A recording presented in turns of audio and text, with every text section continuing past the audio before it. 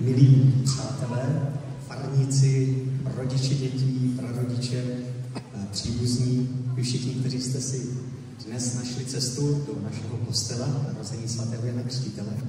Srdečně vás vítám. Loni jsem se snažil na 3krát rozsvítit tu hvězdu, která je nad námi, tak dnes jsme ji pro jistotu rozsvítili už před začátkem. Já jsem na to tehdy měl 3 pokusy. Dnes tady máme naše malé herce, zpěváky, kteří pracovali velmi dlouho, snažili se a mají jenom 1 pokus na to, aby nám předvedli to, co si připravili. Tak jsem moc rád, že je nás tady tolik, díky za to, že jste přišli podpořit. Nakonec bude určitě prostor k poděkování, ale už teď moc děkuju všem, kteří se zasadili o to, aby tady tento večer mohl proběhnout, protože to opravdu spolklo spoustu času a energie, tak veliký díky jim a přeju našim malým hercům a taky zpěvákům a zpěvačkám, aby se jim to podařilo a vám všem přeji krásný večer, se naladíme na tajemství Vánoc, na Boha, který se sklání k člověku. Krásný dobrý večer rodinám našich mladých ochotníků i vám všem, kteří jste přišli děti podpořit. Srdečně vás všechny jménem našich divadelníků vítám. Již po 4. se scházíme v našem krásném kostele podvečer nebo v předvečer Štědrého dne, aby vám děti z naší farnosti zahráli a tentokrát i zaspívali v předvánočním divadle. Toto divadlo nese název Hvězda nad Betlémem. A je to proto, protože letošním tématem divadla je světlo. Podle názvu by se mohlo zdát, že se jedná pouze o světlo v jeho fyzické podobě, ale nenechejte se tak lehce zmást prvotním dojmem. Hra by měla poukázat na poselství světla. Světla, které je ukryté v nejhlubší a nejniternější části nás samotných. A to v hloubi našich srdcí. A protože jsou v našem obecenstvu i děti, tak jsme zakomponovali do vánočního příběhu i část pohádky. A jsem zvědavá, děti, jestli uhádnete, o kterou pohádku se jedná. Rádi bychom hrou a zpěvem předali světlo radosti jako malý pomyslný vánoční dárek. Držte nám prosím palce, ať se nám naše přání vyplní. Teď už se pojďme podívat, jaký vánoční příběh si pro vás děti nachystali.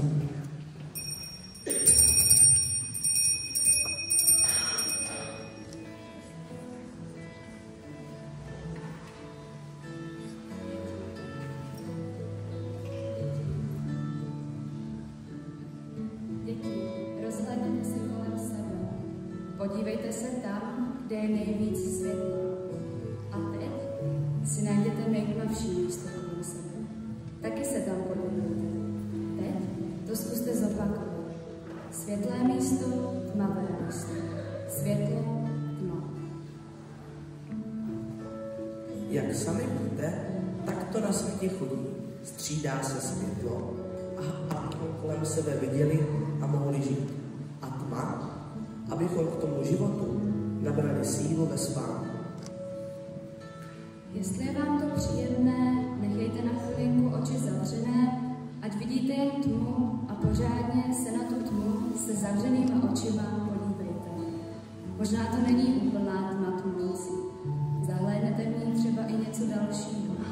Možná rozpoznáváte v té tmě nějaké tvary, tečky, čárky. A teď si zkuste vybavit hvězdu. Určitě si každý představí po svém, dle své vlastní fantazie. Někdo si ji představí jako malou, někdo jako velkou, zlatou, někdo jako blikající, zářící, někdo jako střepatou, nebo někdo uvidí rovnou celou hvězdu pískovatou. Děti, pozvedněte své oči. Z temně černé oblohy, kterou jsme viděli se zavřenýma očima, náhle začínáte vnímat malá světelka. Objevují se hvězdy. Hvězdy jako tanečnice, které se chystají vstoupit na scénu. Jsou tady a je jich tolik. tak vzdálené a přece tak blízké září. Jedna však více než ostatní. Upřeně ji pozoruji. Mám dokonce chuť i uchopit do rukou a přitisknout u sebe. Nevím, jak se jmenuje. Z astronomie nevím nic, ale klidně by to mohla být ta hvězda, která se rozsvítila tenkrát, před více než 2000 lety nad jednou betlémskou stájí a od té doby nezhasla. Ta krásná zářící hvězda připomíná velice zajímavý příběh o stvoření a spáse světa. Naše hvězda vypráví o tom, že příběh o božím narození začíná také ve tmě, ale v jiné tmě, než si představujeme. Je to tma, která se objeví v srdcích lidí, když je něco trápí nebo si navzájem ubližují. Všechno se může zdát být v daném okamžiku nesmyslné, jako by se nešlo ničeho zachytit. Svírá u nás strach, jako by i stromy opadaly, všechny barvy vybledly a lidské tváře ztratily výraz. V takové tmě žila země, o které budeme vypravovat, protože byla obsazená cizími vojáky, vládl jim cizí panovník a lidi trápila bída, nespravedlnost, živ a podvod. Každý žil raději schovaný a bál se. Mnohdy si už lidé mylně mysleli, že na ně Bůh zapomíná, ale Bůh nikdy nezapomíná. Světlo je nakonec vždycky silnější než tma. Žádná tma totiž není tak temná, aby zničila světlo nebe.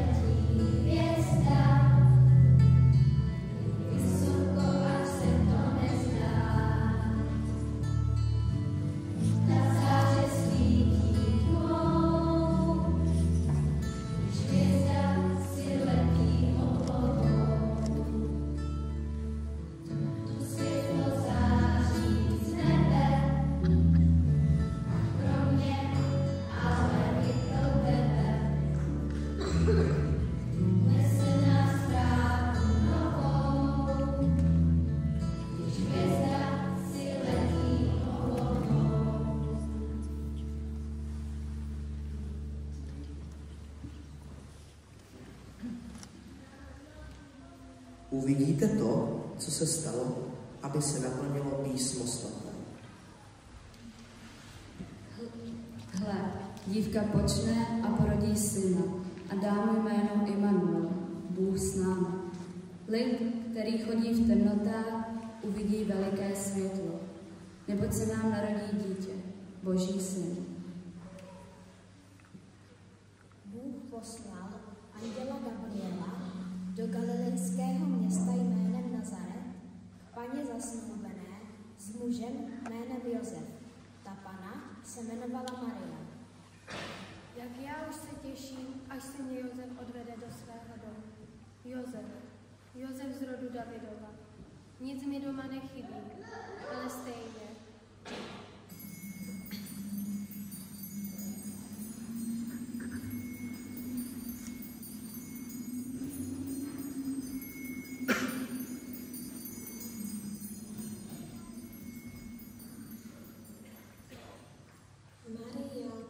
Maria.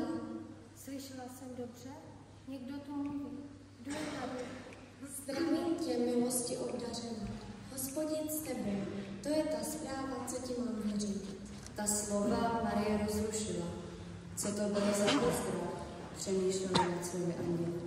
Prosím, tomu já vůbec nerozumím. Neboj se, Maria, vždyť si nalezla milost u Boha. Hele, počneš, porodíš syna a dá Ježíš, ten, na kterého všichni lidé čekají, ten, který přinese záchranu. Skrze něj bude Bůh vysvobozovat lidi od zlého. Dá mu trůn a bude královat na věky.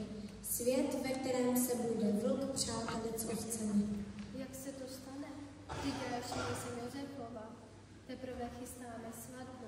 Tuto starost přenechej pokojně Pánu, jen budeš-li souhlasit. Já. Co se mnou bude? Co udělá Josef? Co uděláš, Maria? Jak se rozhodneš? Řekneš ano nebo ne?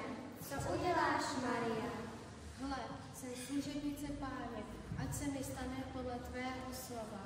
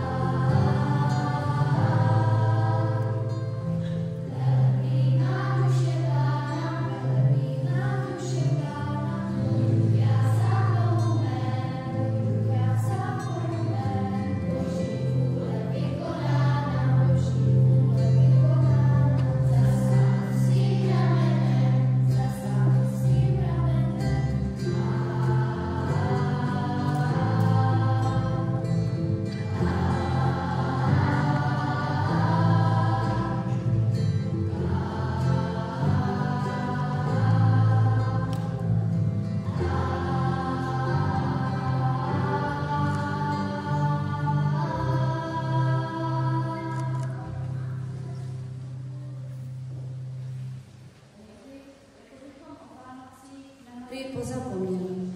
Jako bychom si nedokázali plně uvědomit, jaký náročný úkol tato dívenka přijala.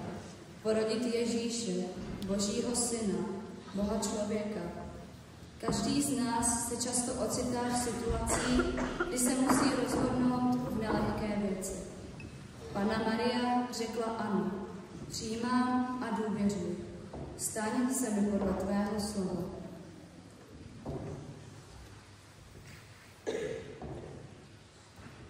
Náš příběh v městečku Nazaret pokračuje.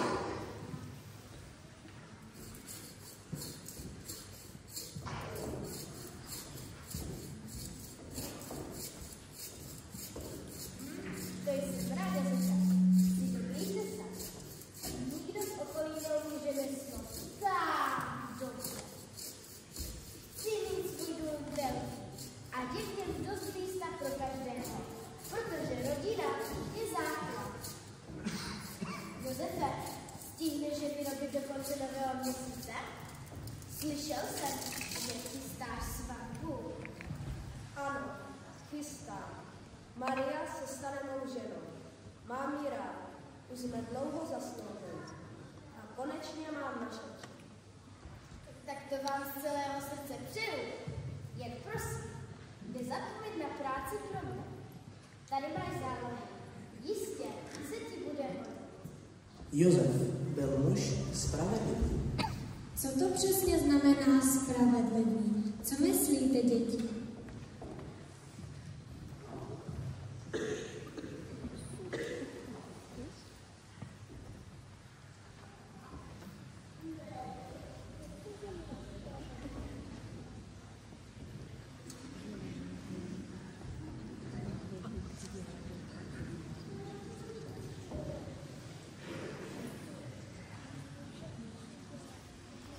Nevíte, co to znamená spravedlivý?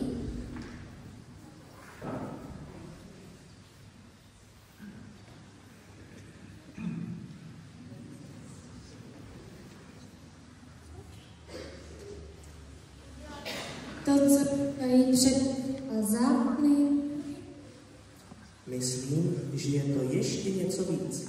Mnohdy to znamená také nebýt tvrdý, odpustit být milosrdný.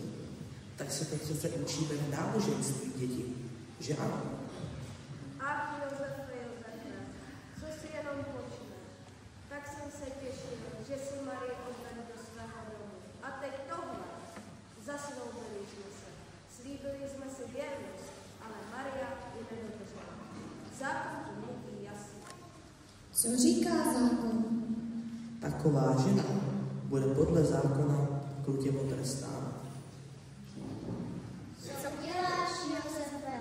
Jak se rozhodneš? Řekneš ano a tě krutě potrestána? Nebo řekneš ne? Co uděláš, Josefe? Co uděláš ty? Ne, nikdy nedopustím, aby byla krutě potrestána. Půjdu a tajně ji propustím. Nikdo ji nebude soudit a nikdo na ní nebude ukazovat prstem. Marii nesmí nikdo ublížit. Josef byl opravdu spravedlivý muž. Už víte, co to znamená.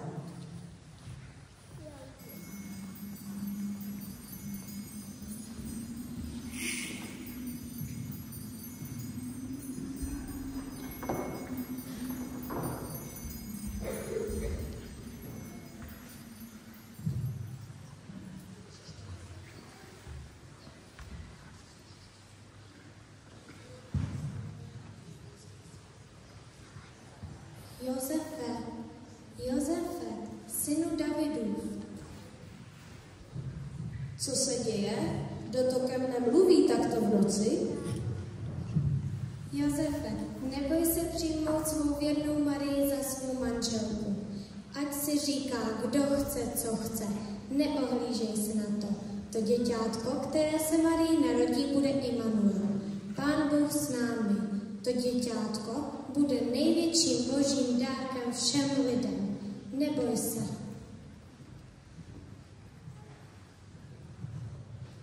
Mám tomu věřit, nebo ne? Co to po mne, pane, žádáš? To bude úplně jinak, než jsem si představoval. To nebude žádná legrace. Nic se neboj, Maria moje milá. Postarám se o vás a budu vás oba chránit.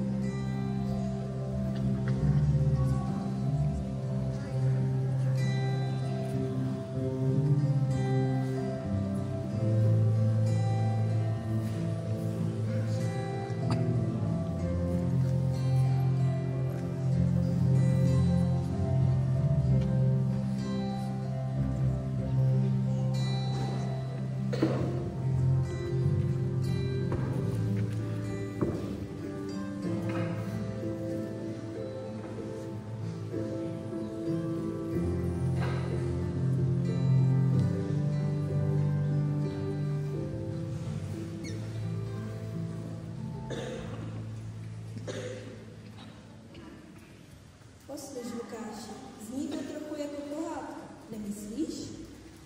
Já vím, a to je ta potíž. A lidé z toho určitě pohádku udělají. I když, proč ne? Co pak pohádky nejsou pravdivé? Je a jak? Jenom pošetilí lidé si myslejí. Myslí si, že jsou chytřejší. Ti se budou smát vždycky všemu. Ale pohádka to není. Všechno se to stalo za císaře Augusta. Teda, on se vlastně jmenoval Gaius Octavianus.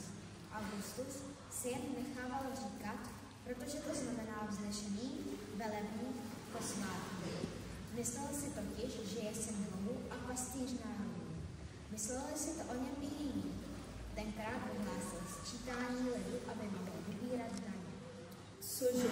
Syn Bohu a vybírá daně? Není to spíš takový ministr financí? No, pro někoho možná ano. Má-li na prvním místě místo Boha peníze, ale ve skutečnosti je to jinak. Já ti ale o Augustovi povídám jen proto, abys věděl, jak se se Josef s Marií dostali z Nazareta do Betléma, kde se měl podle proroků narodit skutečně dobrý pastýř. Do Betléma?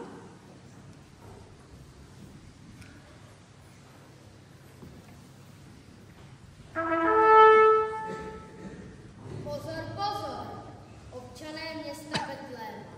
Slyšte důležité poselství císaře Augusta z Říma.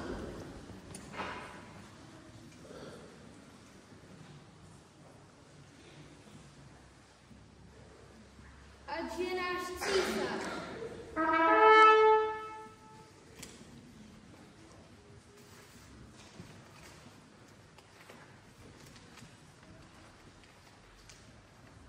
Rozhodnutí císaře Augusta oznámené Římem správce síly. Ohledně soupisu všeho lidu říše římská. Velectění občané města Betlém. Za 30 dní budou provádět císařští úředníci v Betlémě sčítání lidu.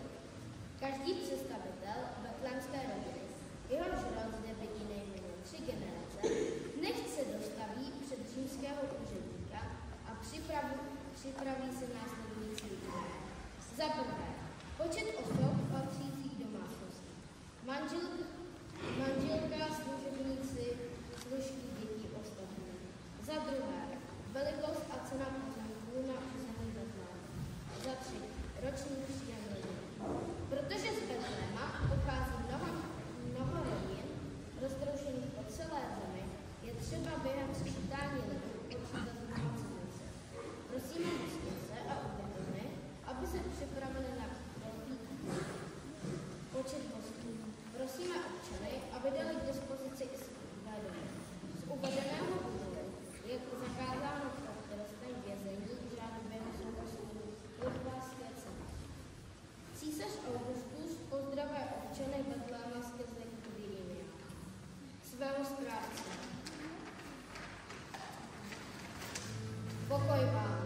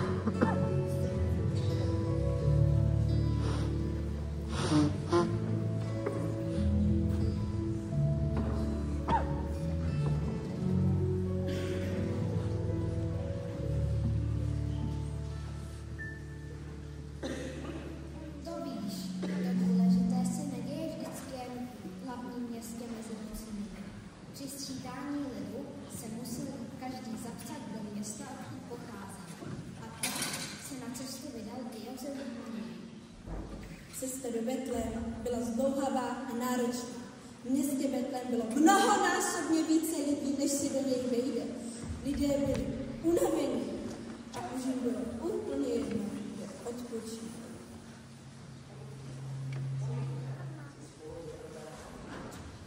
Řeknu ti, kvůli tomu sčítání lidu se jeden pořádně nevyskytl. Do Betléma se hned tolik lidí. Hostince jsou přeplněné, kde kdo u nás žádá o nocleh. Už jsem u nás doma ubytoval 4 pocestné. Já i žena spíme na zemi. Umíš si představit, jak mě ráno bolí záda? To mi povídej.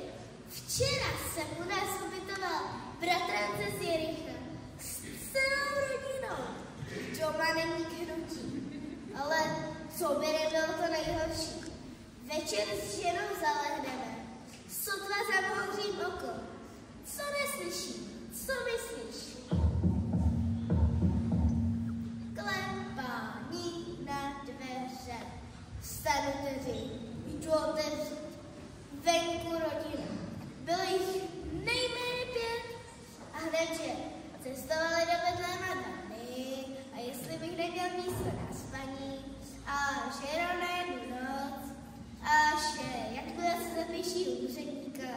okamžitě odjedou a tak dál. Na to je. Sorry, jako vážně nevím, kam bych vás uložil. Zabouknu dveře, jdu si lehnout. Za půl hodiny zas. Klepání na dveře. Vsadím se, že takhle to pokračovalo do rána. Přesně jako u nás. Ano, už jsem se ani nenamáhal vstávat. To já taky. Donutili mě stávat, pak už jen jednou. Bylo to asi v 1 v noci. Slyším bouchání na dveře. Otočím se na druhý bok. Snažím se to nevnímat. Doufám, že brzy dají pokoj. Jenže co? Co myslíte, děti? Dali pokoj z bouchání nebo nedali? Nedali. Máte pravdu, nedali. Bouchali a bouchali, až mě opravdu vytáhli z postele. Vy si mě teda nepřejte, říkám si v duchu. A jdu otevřít. Už jsem chtěl vykřiknout jízlivá slova, ale když jsem ty chudáky viděl... Co to bylo zač? Muž, mladý asi 25 let, s manželkou. Počkej, uvidíš. Dobrý večer, jsem Josef. Přicestoval jsem z Nazareta. Jak vidíte, toto je má žena Maria. Čekáme dítě. Z Nazareta? To je nejméně 100 kilometrů. Ano. Potřebovali byste nutně přístřeší. Vaše žena může každou chvíli porodit, ale já pro vás nemohu nic udělat. Je mi to velice líto, ale už jsem ubytoval 4 pocestné. Skutečně nemám místo. Do rána jsem nemohl usnout. Musel jsem na ty 2 pořád myslet. Chudáci.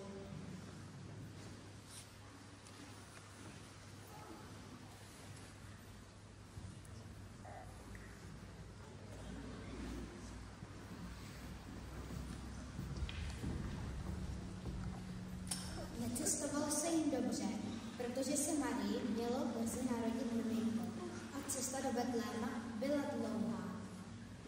Chudáci, v městě Betlém hledali marnice.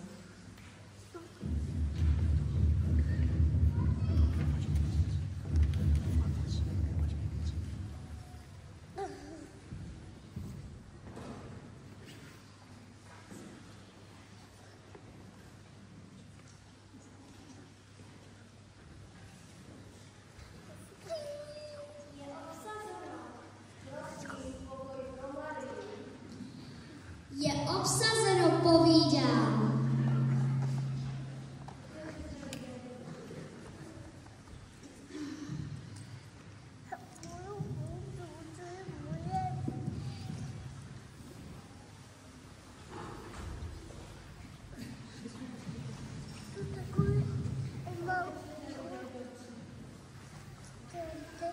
Co je? Nemáme místo.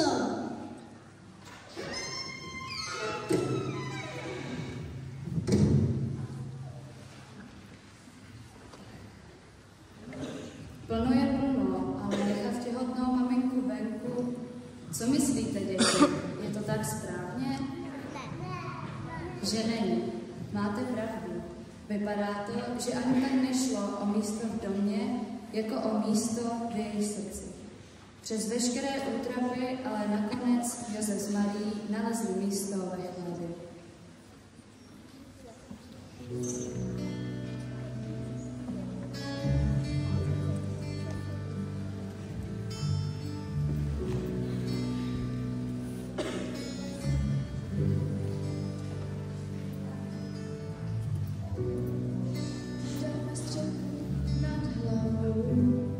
Pochybností je moc, jen skutečně naši záchranou. Už padá temná noc, vidíme srdce zavřená, jediné místo v tomhle chlívku. Opravdu jsem tvoje kolena, vybral jsi mě mladou dívku. Už se mám narodit, ale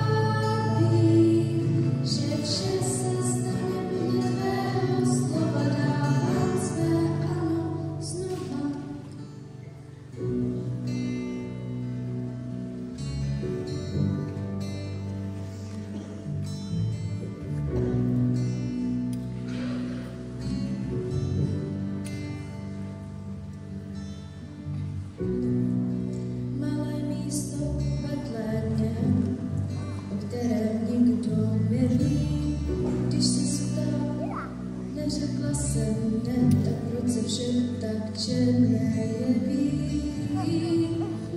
Už se má narodit. Ale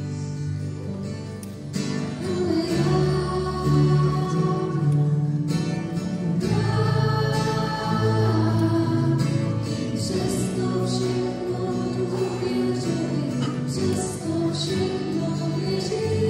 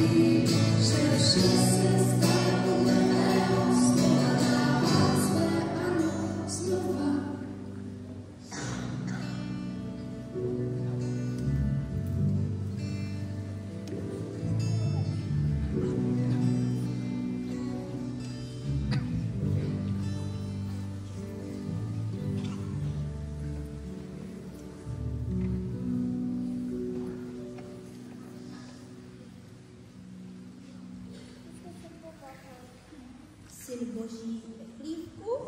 Není to tak trochu zvláštní? Je. Aspoň doufám. Snad to aspoň někomu trhne. Pamatuješ? Všechno je jinak. Bohu díky. No jo, ale aby si toho narození někdo všiml, když to vypadá tak nepatrně až obyčejně. Jen se neboj. Ono už někomu světne. Třeba té bandě pastýřů, co se kolem Betléma neustále vlasadí. Tě by mohli uchytat, že je všechno jinak,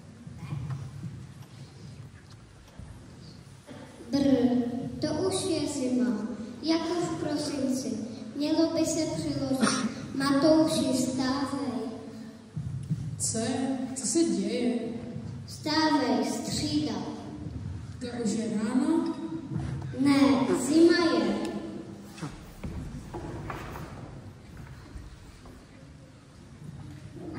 Dobrý nápad. U ohně je vždycky nejlépe.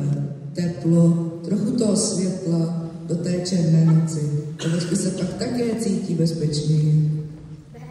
No, bezpečný. Jenom aby nám nechytla vlna. Sem nás ti dva tahali po betlémských pláních. Tráva je všude zdubaná a spasená. A teď ty nás tu zavřou.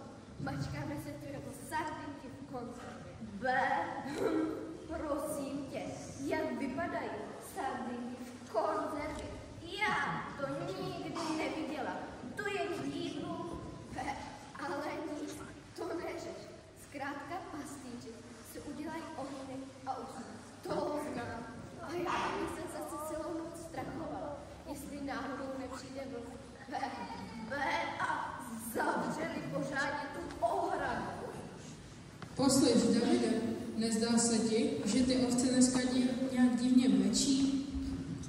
Zkontroluj ohradu, většinou takhle pečí, když necháš otevřené vrata. Je zavřeno. Hned jsem klidnější. Tak jsou asi hodně napapkané. Já bych dávno napapkané. Nespokojený. Je tu zima a tma. A vy se tam vyhříváte u ohně. Houmí po mojí babičce.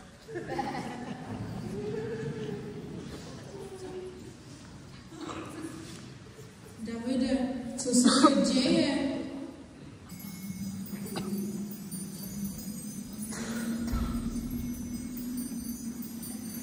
Je světlo. Veliké světlo, že ty jsi hodně přiložil. Ne, to je úplně jiná záře. Obrovitánské světlo, podívejte. Jasno, jako ve dne. Hej kamarádi, proberte se pořádně, něco se tu děje. Podívejte, někdo k nám jde?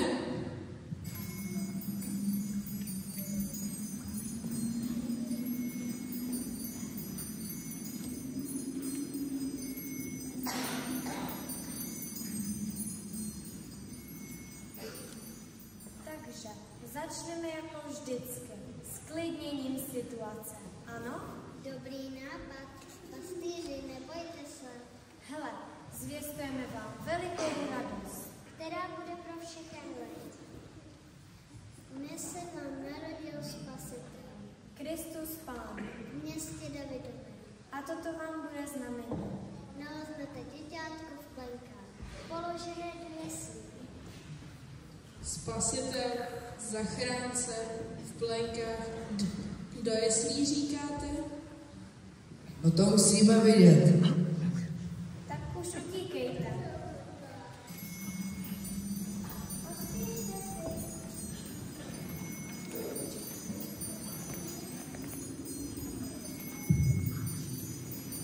Slyšeli jste? Jdeme do Betlému. Tohle nesmíme propast. Jdeme. Ano, jdeme. Pojďme, pospíchejme do Betléma. Do Betléma, jasně.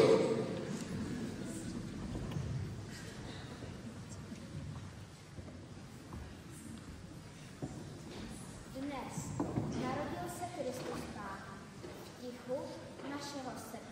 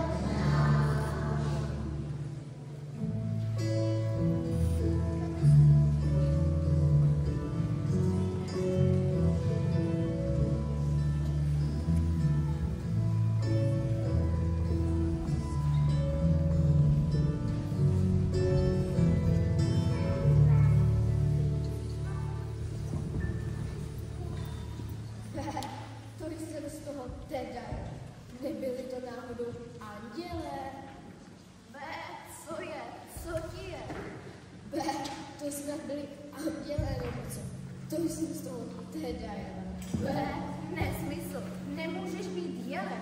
Bé, pojď sem, opakuj pěkně po mně. Bé, jsem ovečka. Kdo jsem? Bé, no ovečka jsem. Bé, ale to já vím, že jsem ovečka. Ale jako bych tu opravdu viděla anděli. Bé, měli křídla. Bé, jak to, že je tady takové ticho? Bé, no právě, půlnoc, to přece naši pastýři vždycky vyspěvují.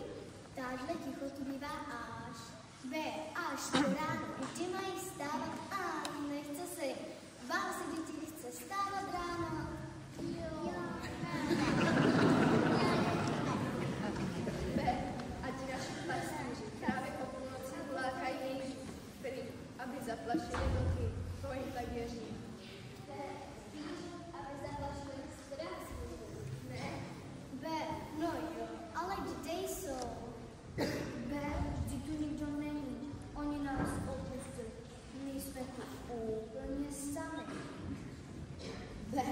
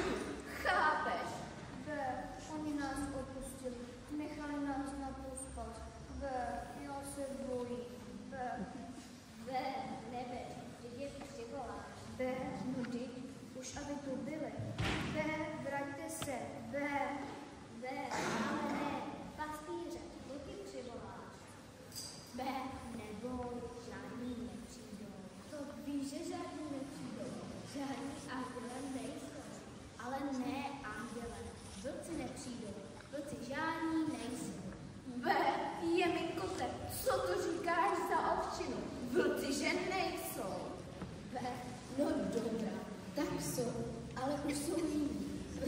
Když přijdou, tak se s námi budou hrát. Budou se s námi i pást. Teda já si co to meleš za nesmysl? Vlk a vegetarián, to se mi teda snad jen zdá. Nezdá, já je viděla. Koho jsi zase viděla?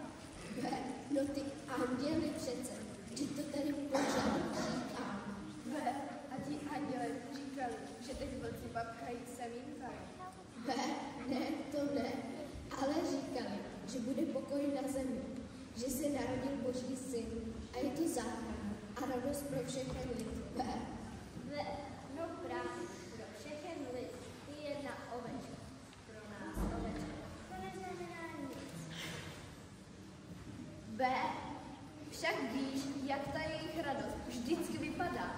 Jako na nový rok, každý je na tahu. Nebo spíš. To je jedno. Kde pak radost nebo záchrana? Přitom na nás nikdo nemyslí.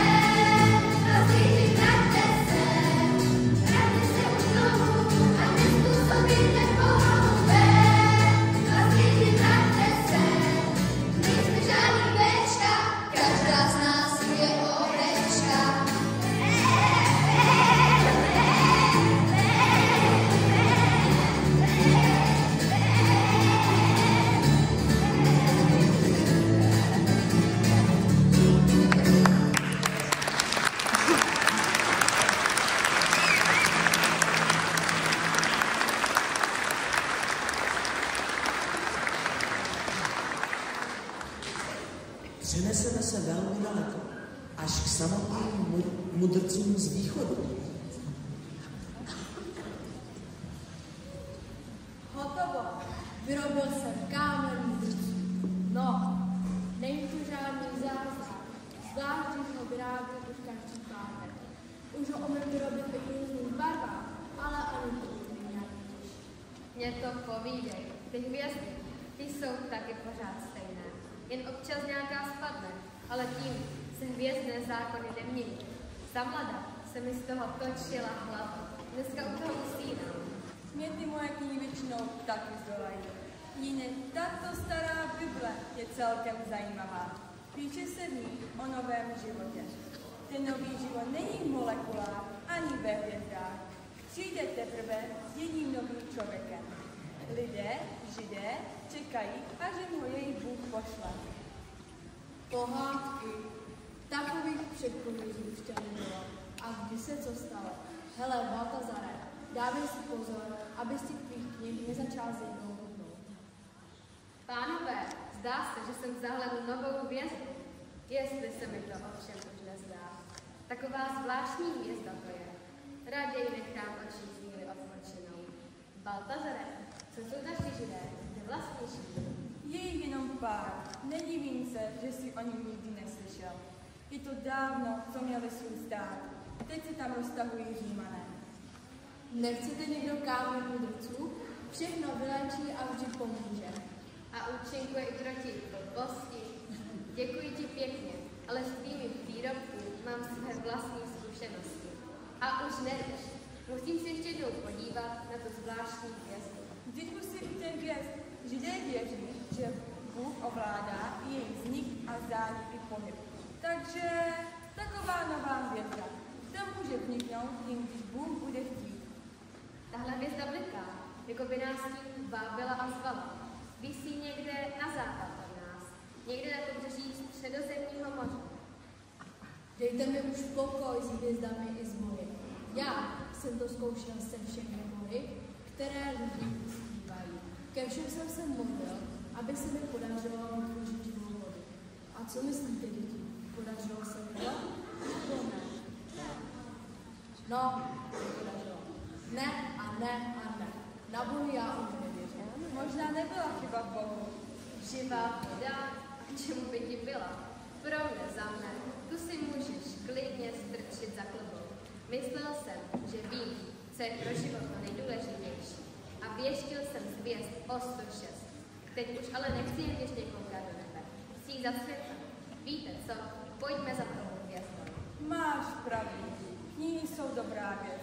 Ale pořád sedět doma, to nic není. Je čas se dát na cestu. Jdeš s námi, Kašpare? Co já tady bez vás, kamarádů? Vždyť mě ta chemie už taky nebaví. Jdeme.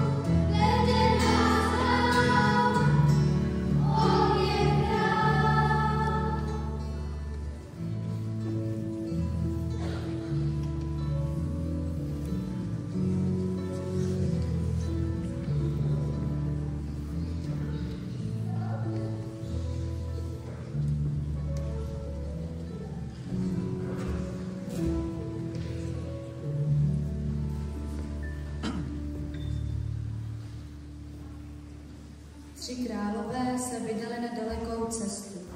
Putovali za jasně zářící hvězdou. Jejich cesta se ale na chvíli zastavila v Jeruzalému, kde vládl král Herodes. Děti, už jste někdy slyšeli o králi Herodovi? Myslíte, že král Herodes je hodný král nebo zlý? Spíše zlý, že? Pojďme se tedy podívat, jak to na dvoře krále Heroda vypadalo. Co tady pohledávají ti tři kašpaři? Jen jeden je kašpar, prosím pěkně. Druhý se jmenuje Melichar, no a ten třetí vzadu, co vystrkuje hradu, se jmenuje Melichar. Jsou tak nastrojení, protože jsme zdaleka. Jsou to mudrci z východních zemí krále Heroda. No dobře, tak Tak co tady ti kašpaři chtějí? Hledají nově narozeného spasitele. To zní jako královský titul. Král a spasitel jsem tady jedině já. Nebo tady snad o tom někdo pochybuje? Jistě, že ne. Sláva králi Herodovi. Vy jste pořád jako mladík, vaše výsostí. Na vás žádný mladíček nemá. Sláva králi Herodovi. Neměli bychom to s tou chválou přehánět, aby se to nedomyslel do Říma císařovi, že nechceme uznávat jeho vládu. Ale to tady samozřejmě nikdy neřekl. Císaře uznáváme všichni. Jedná se přece o naši král. Ale nemůže být většího a slavnějšího nad krále Heroda. No, při podivíní tvrdí opak. A že se má jmenovat Kristus. Kristus? O tom se píše ve starých knihách. Bude to král poslaný od Boha, král starého slavného davidovského rodu. Co to meleš? Tohle, že lidi čtou? Ovšem, stará proroctví mají nejraději. No, a co je teda ještě v těch starých knihách? Že se má Kristus narodit v Betlémě, v malém městečku a ne tady v Jeruzalémě, takže by se mohl narodit a ani bychom o tom nevěděli.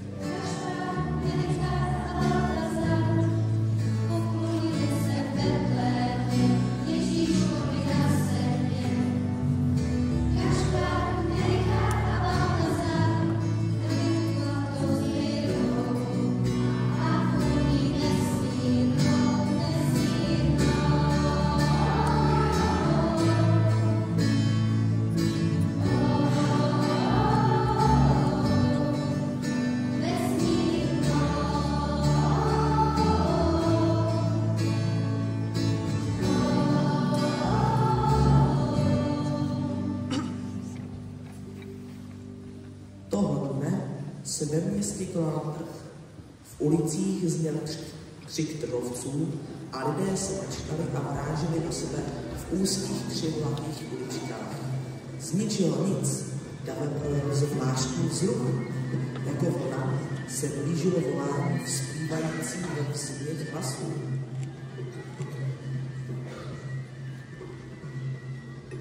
Už odjížděj. Prý je to kvůli nějaké hvězdě.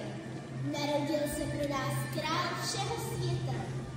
Do první řady se protlačil šikovný a habitý chlapec. Jmenoval se Hydris. Uviděl jakési cizince, kteří pobíhali kolem svých velbloudů a nakládali a připevňovali na sedla drahocenné půlnice a zásoby na dlouhou cestu. Hydris na ní mohl oči nechat. Kolem se stále silněji ozývaly hlasy. Odjíždějí, mudrci, kteří vědí všechno o hvězdách. Jedou pryč. Kašpar, Melichar a Baltazar. Jedou za nějakou hvězdou.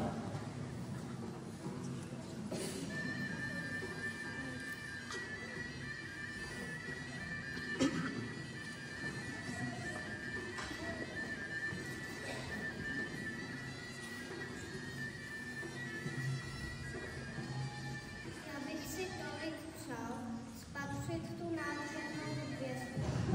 Šel bych za ní, sledoval bych ji, měl bych ji rád. Kašpare, vezmi mě sebou, chtěl bych tam jet s vámi. Na to si moc mladý. Kašpar byl modrý král, který uměl číst nebeská znamení. co bys mohl darovat? Jen se podívej, co vezmeme my. Jaké dary máme připravené. Hydris sklonil smutně hlavu. Měl jen své ruce a srdce. Počkáme do úsvitu a pak vyrazíme na cestu. Hydris se vrátil domů, kde na něj čekala maminka. Když viděla chlapcův zklamaný výraz, objala ho, protože věděla, co mu udělá dobře. Chlapec se v maminčině vonavém obětí hned cítil lépe. Maminko, já bych strašně rád jel se 3 králi a daroval králi všeho světa také nějaký dárek. Hydrisova maminka tkala látku z konopné a bavlněné příze a z látky pak vyráběla tuniky a pláště. Syna pozorně vyslechla a usmála se. Vím, co bys mu mohla darovat. Maminka se zvedla a zamířila ke staré truhle, kde byly uložené šaty. Vytáhla z ní nádhernou tuniku, která zářila všemi barvami, jako duha. Hydris na ní hleděl s otevřenými ústy a očima do kořán. Tuhle látku jsem potkala pro tebe. Chtěla jsem, abys byl jenom v celém městě nejkrásnější. Ale jestli ji chceš darovat králi, můžeš mu ji klidně odnést. Poslouchej, Hydrisi, není to jenom obyčejná tunika. Za celý svůj život jsem potkala spoustu přátel, kteří mi na látku darovali vlákna. Každá nitka vypráví životní příběh mých přátel o jejich bolestech, víře, slzách i naději. Chceš-li jí darovat králi světa, bude ti plně rozumět. Poslouchej, Hydrisi, jak to všechno bylo. Tohle vlákno je od jednoho starého vesničana Arky, kterého jsem vyléčila z horečky. Oddyčil se mi za to modrým hedvábem. Modrá je barva přátelství. Tohle vlákno je od Septiry, jedné staré žebračky. Její děti na ní zapomněly. Septira mi často vyprávěla o svém životě a já jsem jí naslouchala. Darovala mi klubičko šedého hedvábu. Šedá je barva osamění. Tohle vlákno je zase od Riliku, chlapce, který sloužil jednomu přísnému pánovi. Jeho pán mu nedopřál ani chvilku odpočinku a nemilosrdně ho honil do práce. Celý den až do noci jsem s ním okopávala pole, abych mu pomohla. Daroval mi chomáček žlutého hedvábu. To je barva chudoby a těžké práce. A tuhle nit mám od malenky, od mladé ženy, která plakala pro své děťátko, které se jí ztratilo. Nic jsem pro ní nemohla udělat. Vůbec nic. Jenom jsem ji vzala za ruku a plakala jsem. Dám mi několik bílých vláken, symbolizující tu největší bolest, a také několik stříbrných na znamení slz, které jsme spolu vyplakali. Na tuniku přispěli také Senek a Verena, den své svatby. Byli tak mladí a krásní.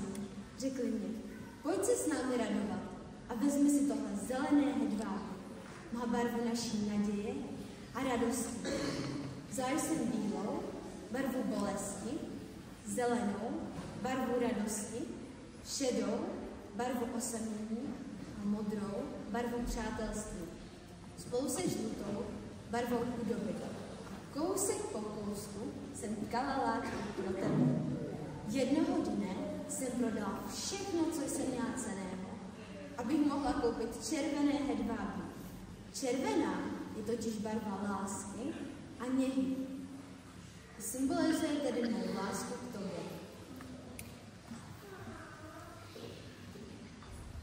Za úsvitu se karavana mudrců tiše dala do pohybu.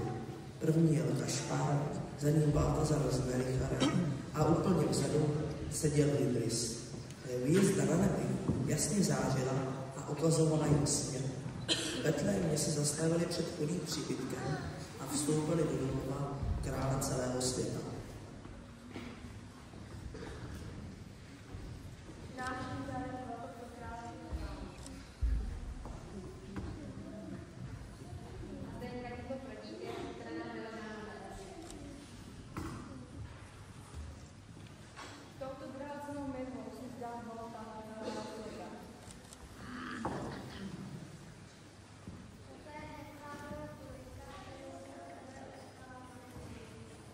Ježíšek se usmál.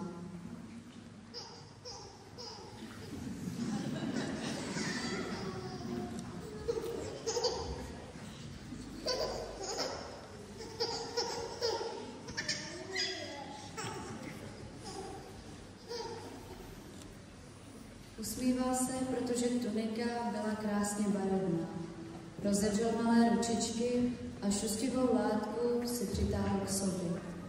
A tak Ježíšek poprvé posvítil v rukou život lidí, hodnotu jejich radostí i strastí, blízkosti i osamení. Život lidí, který byl a je jeho poslání. Potom se přišli poklonit pastýři. Neměli cenné dary, neměli vlastně nic, co by Ježíškovi mohli dát. A přesto mu dali to nejcennější, co měli. Dali mu srdce, své srdce, více neměli. Podíváš se na sebe, zdá se, jako by ke světlu nad chlébem mířili nejen pastýři a zvláštní původ, ale i celé nebe. Všechny hvězdy v podobě andělů a vesmírných hvězd se totiž novorozenému Ježíškovi poklonilo nejen nebe, ale přišla jej uctít také země. Lidé, pro které se narodil. Prostí pastýři i 3 mocní králové se vzácnými dary, mirhou, zlatem a kadidlem. Neváhali se vydat na dalekou cestu, aby vzdali hold králi mocnějšímu, aby se poklonili malému děťátku. Jen pastýř Matouš se díval za svým na Ježíška a pak si vzpomene na ovečky.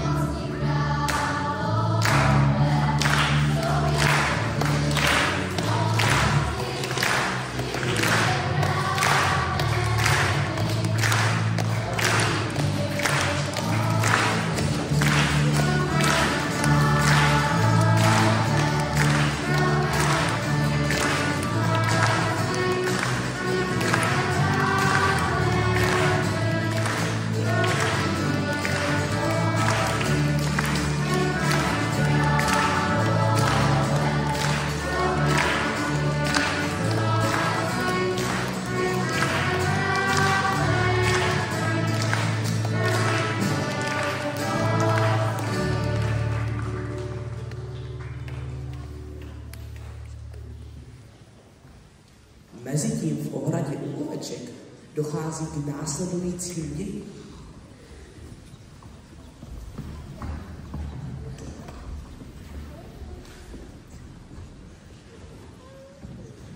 Zlátka, otevřete vrátka.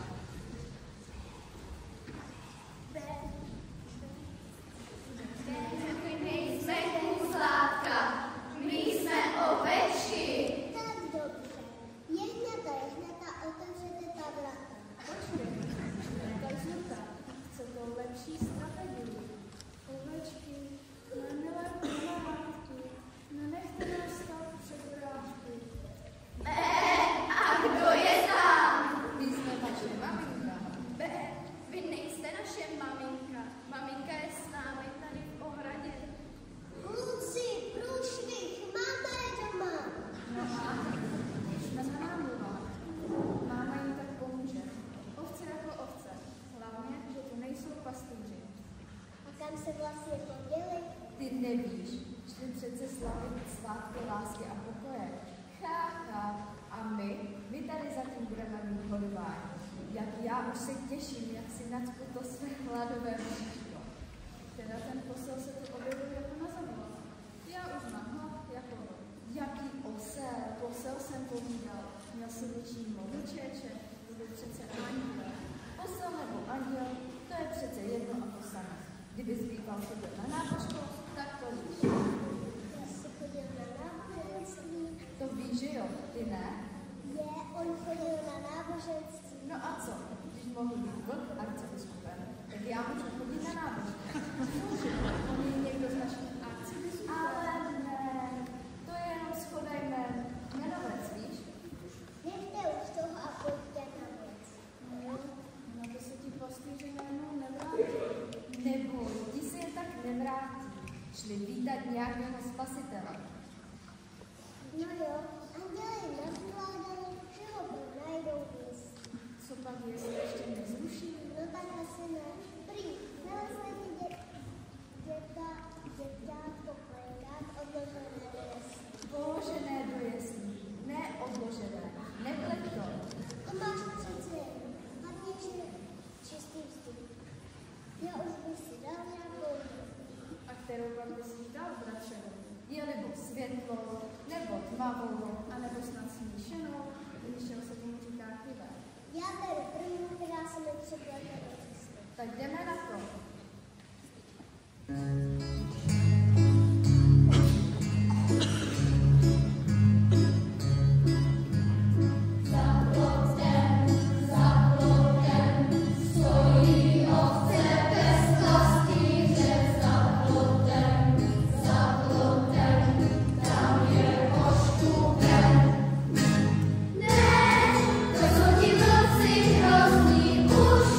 Začíná být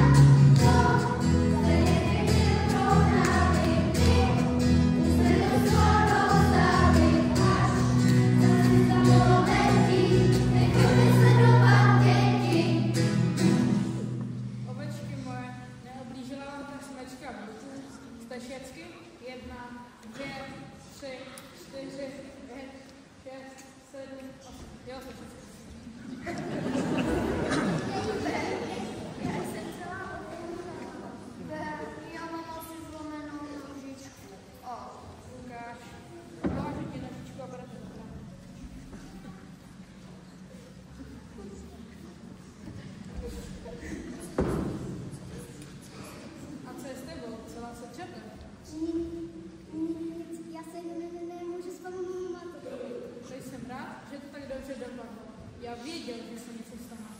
B, tak jak jste nás tu mohli takhle nechat? Samotné B, opuštěné. B, a kde jsou ostatní? Cože? Vy to nevíte? Narodil se nám král, kterého jsme léta vyhlíželi. Všichni jsou v Betlémě, vítají ho. B, já vím, slyšela jsem anděly. Říkala si, že jsi viděla anděly. Tak si je viděla, nebo jenom slyšela? Jak ty posloucháš, tak asi obojí. Co? B, obojí. A nepřerušuj.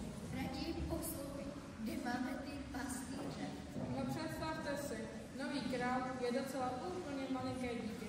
Bezmocný, bezbranný. Do plenek ho zavinuli, jestli ho položili. Když jsem se na něj tak díval, na tu bezmoc, tak jsem si vzpomněl na vás. Vždyť vy jste jako moje vlastní. Všem jsem vám pomáhal na svět. Najednou mi to tam u těch jeslí došlo. Někdo vás přece musí chránit, a tak jsme to je pravda.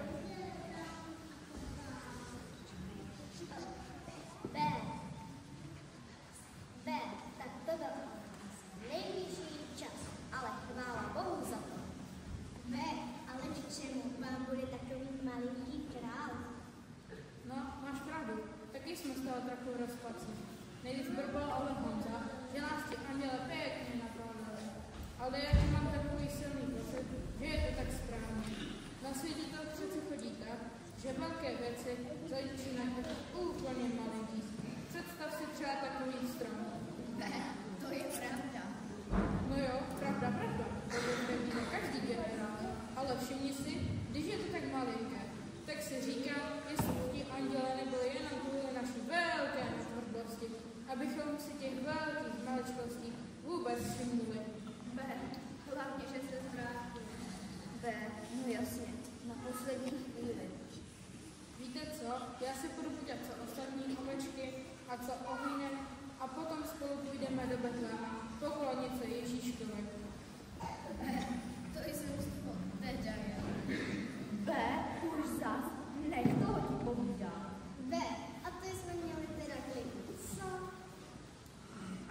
B, kdyby se nevrátil, tak já nevím, co by z nás bylo. No na to ani raději nemyslím. A už vůbec si to ani raději nepředstavím. B, ale všimli jste si, jak se ten hodná. B, no jasně, na poslední chvíli. B, a jak s námi mluvil, všimli jste si, že jsme jako jeho vlastní. B, myslíš?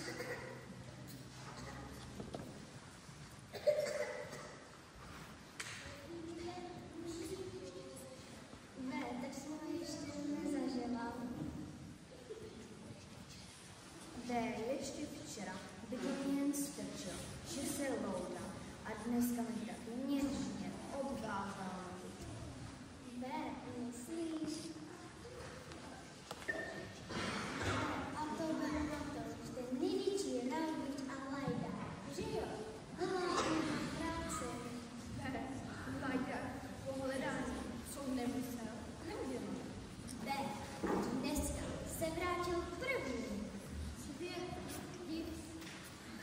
Je to jasné, tam dole v Betlému se o něco stalo, jinak to není možné. Zázraky se dějí. B, zázraky? Ale co to ostatní? Zdá se, že s ostatními to moc nehnulo. B, no a co? Lidi si nezmění všichni naraz. B, je to skvělé, že tu máme toho Matouše. Já už se nebojím. B, spíše skvěle, že jsou Vánoce. Co, jestli s lidmi dělají takové změny, tak si můžeme milé ovečky pogratulovat. B, jenom jim to vydrželo. Ovečky moje, jdeme do Betléma poklonit se Ježíškovi. Oh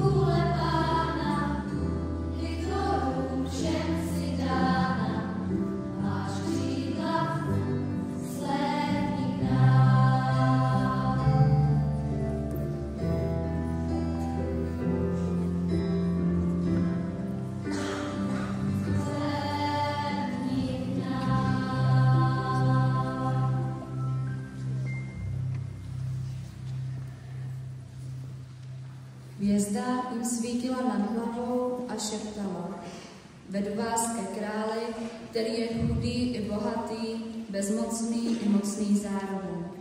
Má korunu, která není ze zlata, jeho vojsko nemá zbraně.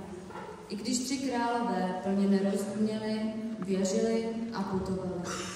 Hvězda je stále jasnější, září bílým a žlutým světlem. Její světlo se chvěje a tepe, jako by bylo živé. Stejně jako srdce. Říká: nebojte se, moje světlo svítí i pro všechny, kterým život připadá těžký a smutný. Ta hvězda naděje pro tebe i pro mne, pro nás všechny existuje. A té naděje je plné nebe. Je to kluk. Děkuji ti, pane, děkuji. Děkuji ti, Maria. Josefe, Ale Maria, chci svoji radost vykřičet do světa.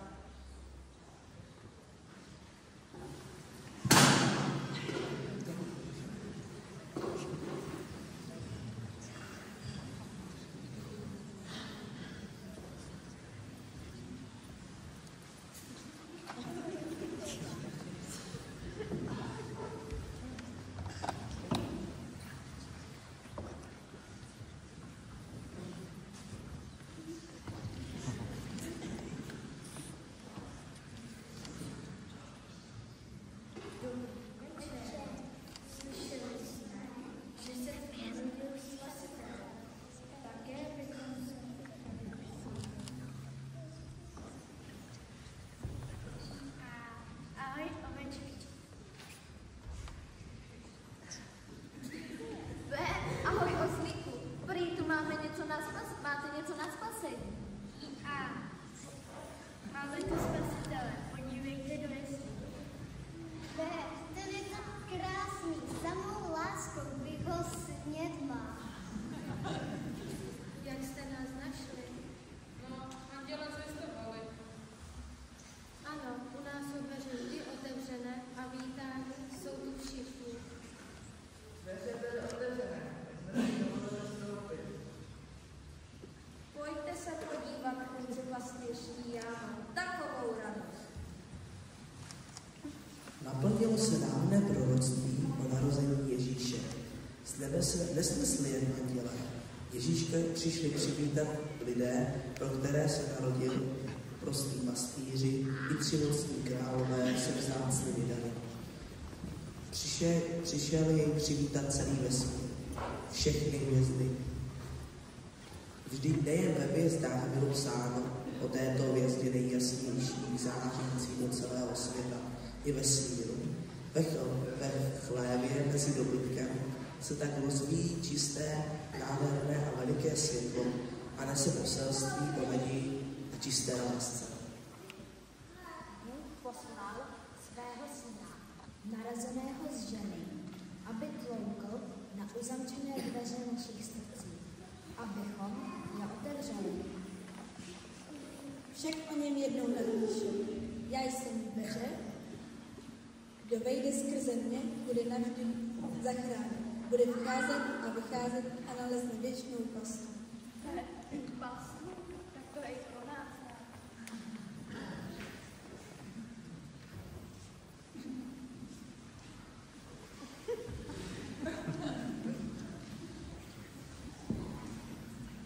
Ano, ovečky, i pro tebe, oslíku, pro vás všechny lidi. Nám všem se narodil Spasitel, Kristus Pán, v městě Betlému a klepe i na vaše dveře, na dveře vašeho srdce a chce být s vámi.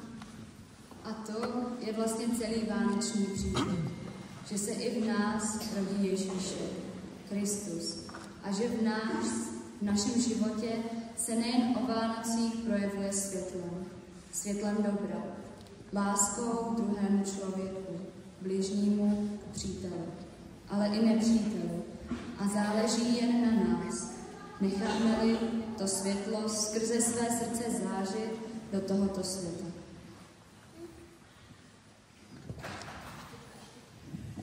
Ještě než se vrátíme do svých domovů, pojďme si společně zaspívat.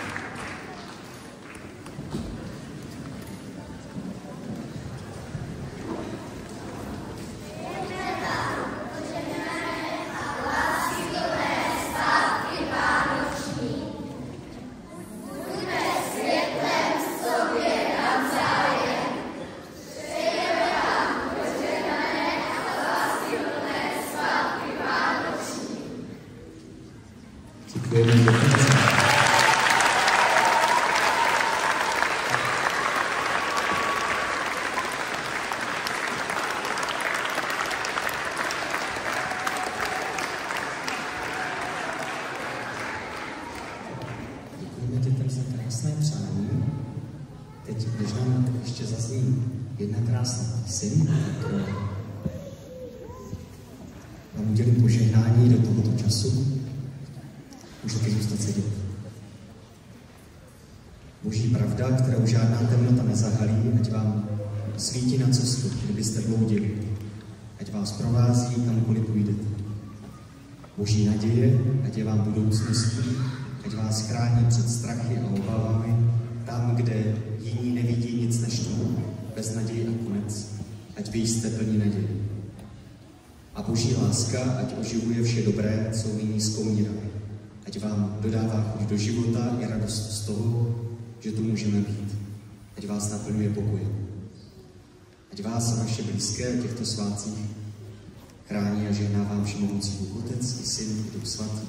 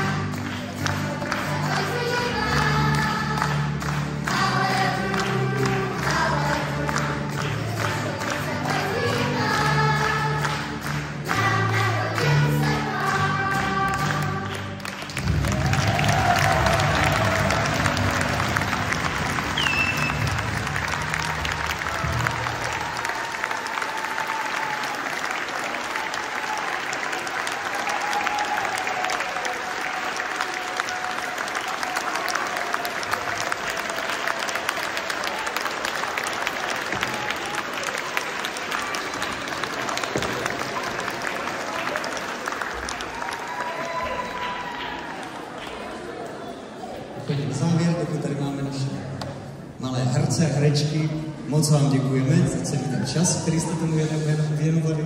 Děkujeme za nádherné divadlo, kterým jste prozářili tyto Vánoce. Takže díky vám, díky taky moc rodičům a ostatním, kteří jste je podpořili v tom, že mohli trénovat, zkoušet už celou tu dobu od října až po tuhletu chvíli.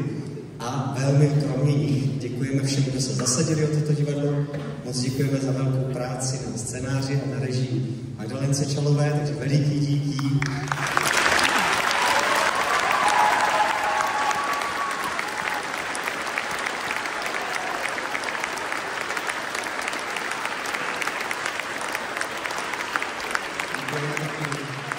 Všem ostatním maminkám, které jí pomáhali, které jí podporovali, takže veliký dík.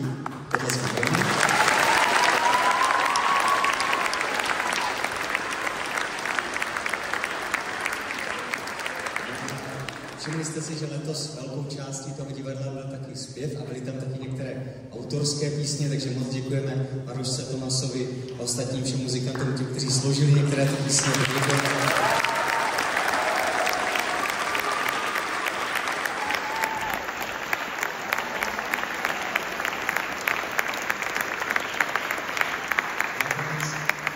Děkujeme taky za to technické zázemí, děkujeme obci Veselá za půjčení pódia a ostatním za židle a tak dál a panu zvukaři za nazvučení a za to, že jsme mohli slyšet a užít si to víc, takže opravdu veliký dík těm, kdo stavili kulisy a další věci, nebudu to všechno rozvětvovat. Díky všem, kteří se na tom podíleli, pomohli jste nám ke krásným Vánocům, takže děkujeme.